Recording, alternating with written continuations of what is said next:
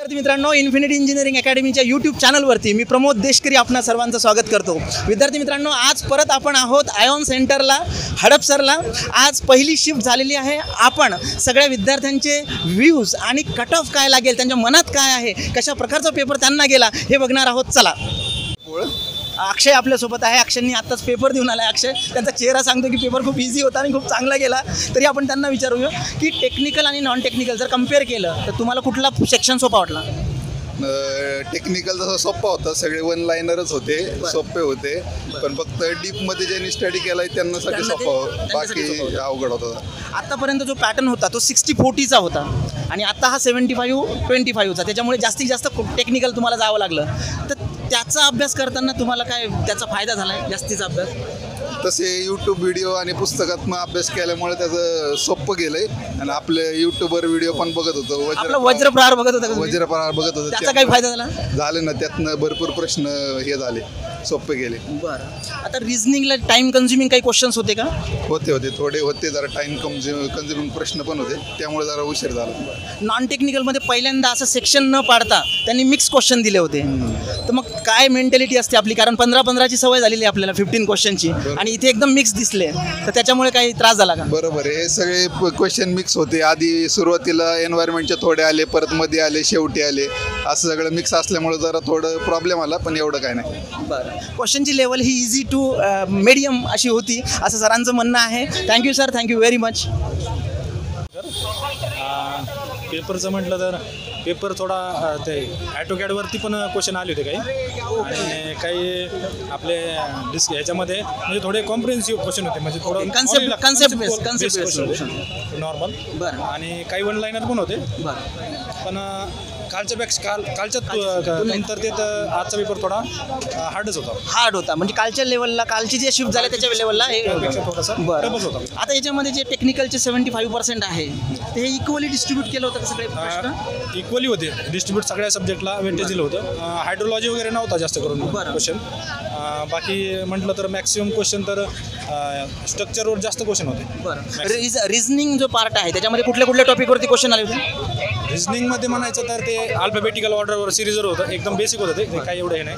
आणि अजून GS जर म्हणलं तर ते डेट वगैरे विचारतात, किंवा कधी काय लॉन्च झाले काय. आणि अजून सांगायचं म्हटलं तर तुमचं ॲप्टी रिझनिंग झालं, GS झालं.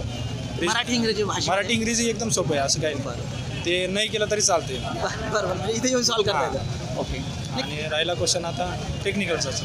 टेक्निकलमध्येच थोडं म्हणजे स्टडी थोडासा कसा कन्सेप्च्युअल पाहिजे आणि माहीत पाहिजे, कारण ते स्टेटमेंट देतात. स्टेटमेंट दिल्यानंतर आपल्याला एलिमेंट करता आलं पाहिजे. तुम्ही जॉब करता का सर? हो सर, जॉब करून तुम्ही परीक्षा दिली, खूप चांगली गोष्ट आहे. धन्यवाद. सागर आपल्यासोबत आहे. सागरनी आज PWD JEEचा पेपर दिला आहे. पहिली शिफ्ट आहे आयॉन पुणे इथले. कसा वाटला? तुमचा कसा पेपर गेला? सर खूप बेसिक क्वेश्चन होते आणि एक टेक्निकल एकदम बेसिक क्वेश्चन आहे सर. मला तर वाटतं ओपन सरीज 170+ मेरिट जाईल. कट ऑफ जास्त लागेल असं त्यांनी आताच जाहीर करून टाकलेलं आहे. याच्यामध्ये टेक्निकलचा पेपर नक्कीच थोडा सोपा होता, कालच्याही शिफ्टचा सोपा गेला. पण तेवढंच सोपं आहे सर, नॉन टेक्निकल पण नाही. मुळात ही डिप्लोमा लेवलचीच एक्झाम असल्यामुळे तर बेंचमार्क क्वेश्चन हे असणारच होते. पण तरी त्यातल्या त्यात जर टेक्निकलचे 75% आपण कन्सिडर केले तर इक्वली डिस्ट्रीब्यूट होते का सब्जेक्ट? इक्वली डिस्ट्रीब्यूट होते सर, सगळे सब्जेक्ट इक्वली डिस्ट्रीब्यूट होते. बऱ्यापैकी स्टील आणि इरिगेशनला जास्त वेटेज होतं आताच्या शिफ्टला मला तरी. ओके, इरिगेशनला ह्या शिफ्टला जास्त क्वेश्चन होते. वरती 10 ते 12 क्वेश्चन होते. न्यूमेरिकल वगैरे होते का? न्यूमेरिकल सर 3 ते 4 न्यूमेरिकल होते सर. आणि न्यूमेरिकल मधलं कॅल्क्युलेशन जो पार्ट होता तो एकदम इझी लेवलला होता की काही? नाही, बेसिक होतं सर, बेसिक होता. ओके. आणि सगळ्यात महत्त्वाचं की जो 25%चा नॉन टेक्निकल पार्ट आहे ते मिक्स क्वेश्चन्स होते कालच्या शिफ्टला सुद्धा. असं जिओटेकला असं मला वाटतं जिओटेकला जास्त प्रेफरन्स असेल, कॉन्क्रीटला असेल, पण बऱ्यापैकी स्टील आणि इरिगेशन याच्यावरती जास्त क्वेश्चन होते, स्टील आणि इरिगेशनवरती. ओके. आपण वज्रप्रहार नावाचा एक यूट्यूबवरती सिरीज केली होती, तो बघितली होती तुम्ही? सर मी जॉब करत असतो त्यामुळे सर एक्झामला म्हणजे प्रिपरेशनला वगैरे वेळ नसतो, पण बऱ्यापैकी आपले लेक्चर मी फॉलो वगैरे करतो, बघत असतो. तुम्हाला पण बघत असतो सर. धन्यवाद. कट ऑफ ऑलरेडी जास्त लागेल असं त्यांनी जाहीर करून टाकलेलं आहे. Thank you and best of luck. Thank you so much sir. Madam आपल्यासोबत आहेत. मॅडम, आजच्या शिफ्टची पहिली शिफ्ट होती आज आणि PWD JEEचा पेपर गेला. तुम्हाला कसा गेला पेपर? ॲक्च्युली पेपर तसं जे आपण न्यूमरिकल वगैरे करतो किंवा जे असं तसं नव्हतं. थेरॉटिकल पेपर हा म्हणजे मला जो आलेला सेट होता तो थेरॉटिकल जास्त होता आणि इरिगेशन इंजिनिअरिंग प्लस काय म्हणतात हायड्रोलिक्सवरती क्वेश्चन होते. कन्सेप्ट बेस होते की सिंगल लाईनर क्वेश्चन नाही, होते? सिंगल लाईनर क्वेश्चन्स होते. आणि स्ट्रक्चरचं काय म्हटलं? स्ट्रक्चरचे खूप कमी क्वेश्चन्स होते. स्ट्रक्चर यावेळेस पडलंच नाही असं झालं. बरं, म्हणजे 75% जो होता तर तो थेरॉटिकलच होता. थेरॉटिकल जास्त होता. आणि जर ह्याचं बघायला गेलं की जनरलचं जर म्हणलं मराठी सोपं होतं, इंग्लिश तसं थोडंसं होतं. विरुद्धार्थी समाज ज्यांनी शब्द केले असतील त्यांना सोपं केलं असेल. कम्पेअर जर केलं आपण टेक्निकल आणि नॉन टेक्निकल, कुठलं इझी वाटलं तुम्हाला? मला टेक्निकल थोडा इझी वाटला ॲज कम्पेअर टू माझा व्ह्यू बरं का ॲक्च्युली. पण ओव्हरऑल तसा वन लाईनर क्वेश्चन जास्त होते. ओके. आणि आता याच्यामध्ये टाइम कन्झ्युमिंग होता का, म्हणजे वेळ खूप?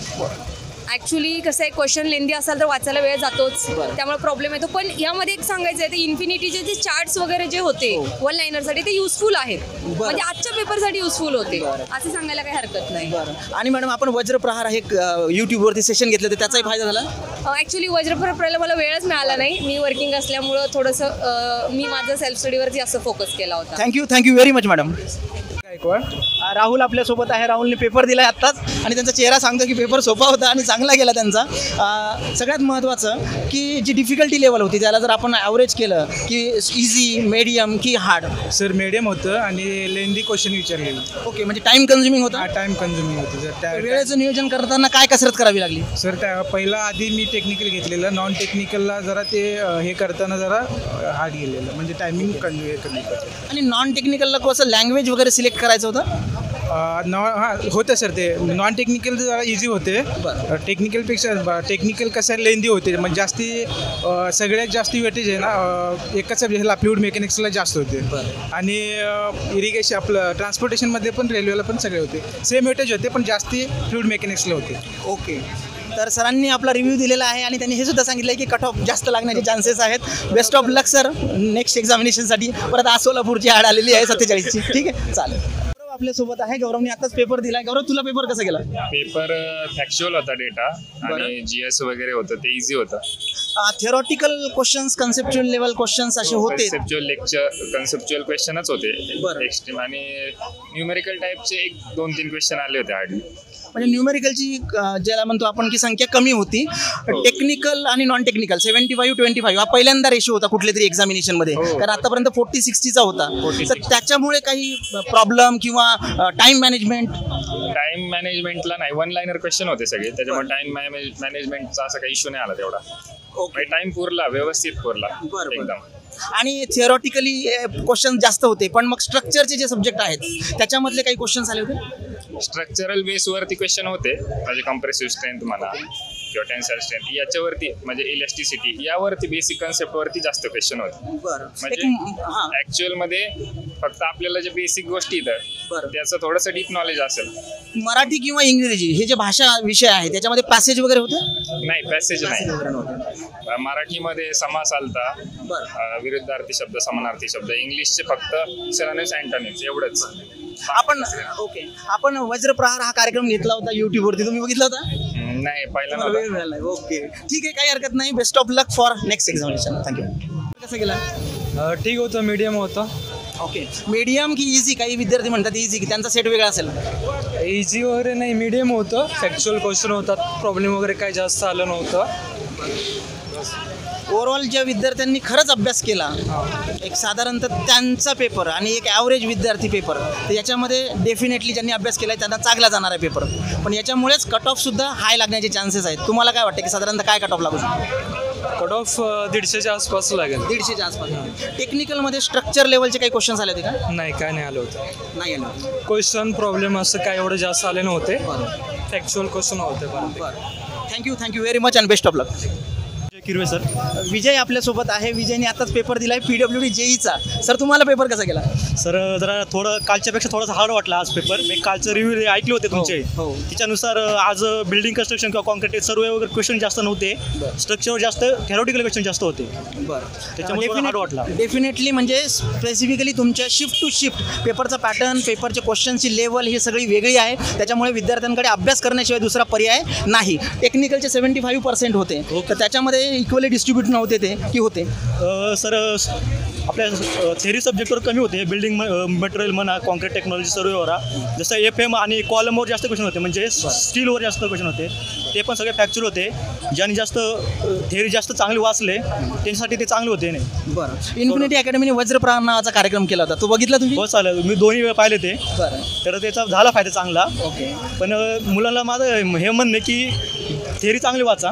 थेरीवर जास्त क्वेश्चन आहेत, कारण की फॉर्म्युला जास्त बेस्ट नाही क्वेश्चन. ओके, फॉर्म्युला बेस नाही तर थेरी बेस किंवा कन्सेप्च्युअल लेवल किंवा सिंगल लाईनर क्वेश्चन जास्त होते. हो सर. आता याच्यामध्ये सगळ्यात महत्त्वाचं म्हणजे की वेळेचं नियोजन व्यवस्थित झालं का तुमचं? सर वेळेचं एकदम वेळ लवकर आहे, पुरते आपल्याला वेळ, तसं काही नाही आहे. कारण की नॉन टेक्निकल कमी आहे ना, त्याच्यामुळे त्याच्यामध्ये तिथं वेळ कमी लागतोय. आणि आजच्या नॉन टेक्निकल थोडं सोपं होतं आणि टेक्निकल थोडं हार्ड वाटतं मला, तर माझ्या अभ्यासानुसार हार्ड वाटतं थोडं. आणि तुमच्या लेवलनुसार किंवा तुमच्या थिंकिंगनुसार कट ऑफ काय लागू शकतो? कारण नॉर्मलायझेशन आहे, परत शिफ्ट आहे. सर ओपनचा कट ऑफ तर 160+ तर जाऊ शकतो.